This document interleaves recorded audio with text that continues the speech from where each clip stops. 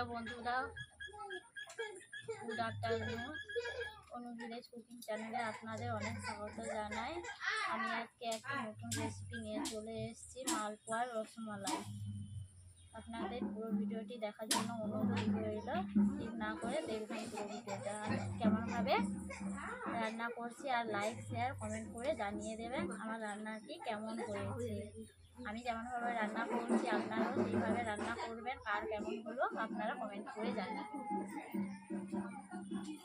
যারা যারা এখনো আমার চ্যানেলটি সাবস্ক্রাইব করেননি, সাবস্ক্রাইব করে দেখে নেবেন আমার প্রত্যেক দিনের রেসিপি ভিডিও।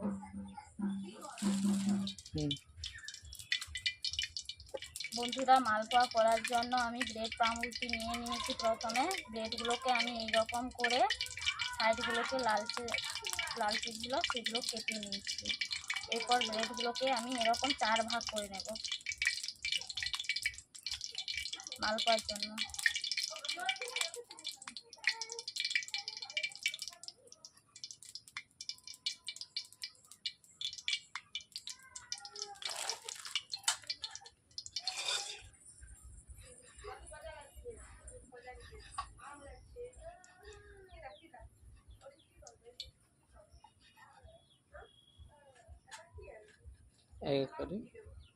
এরকম ব্রেডগুলোকে একের পর এক আমি কেটে নেব।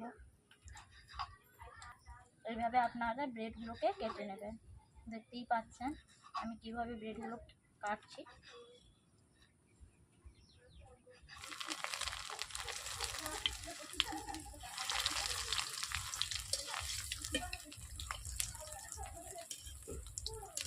ওরকম না, দেখতেই পাচ্ছেন আমার ব্রেডগুলো কেমনভাবে ভাজছি। তুলে নিচ্ছি কড়াই থেকে, এইভাবেই করে ভাজবেন। টিপে নিলে ভালো।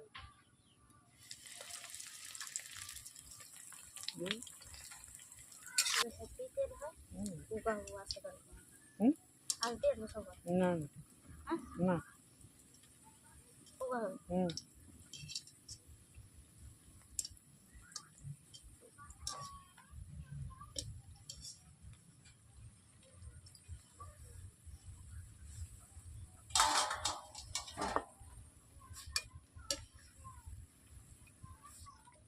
ব্রেডগুলো আমার ভাজা হয়ে গেছে। বন্ধুরা, দেখতেই পাচ্ছেন আমি কড়াই বসিয়ে দিয়েছি। কড়াইতে দুধ ঢেলে নিচ্ছি। মালপোয়ার মালাইয়ের জন্য আমি দুধ নিয়ে নিচ্ছি। 1 লিটার দুধ নিয়ে নিচ্ছি। দুধটাকে আমি ফুটিয়ে নিচ্ছি 5 মিনিট ধরে। বন্ধুরা, আমি দুধটাকে ফুটিয়ে নিচ্ছি 5 মিনিট ধরে। দুধটার ফুট চলে এসছে। আমি এতে চিনি দিয়ে দেবো হালকা করে। আপনারা যে যেমনভাবে মিষ্টি খাবেন তেমনভাবেই চিনি দেবেন। দুধে আমি এলাচ দিয়ে দিচ্ছি যাতে গন্ধটা বেরায়। 1 চামচ চিনি দিয়ে দিচ্ছি। খুন্তি দিয়ে এইভাবে দুধটাকে জাল দিয়ে দিচ্ছি। বন্ধুরা, দেখতেই পাচ্ছেন আমার দুধটা ফুটছে। আমি ফুটন্ত দুধে পাউরুটির ব্রেডগুলো যে ভেজে নিয়েছিলাম ওগুলো দিয়ে দিলাম।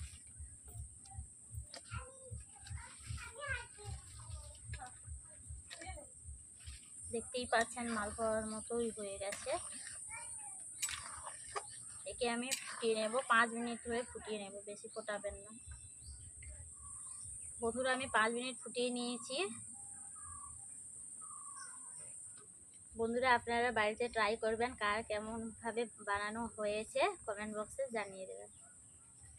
আর মালপোয়া তৈরি হয়ে গেছে, আমি কড়াই থেকে নামিয়ে নিচ্ছি।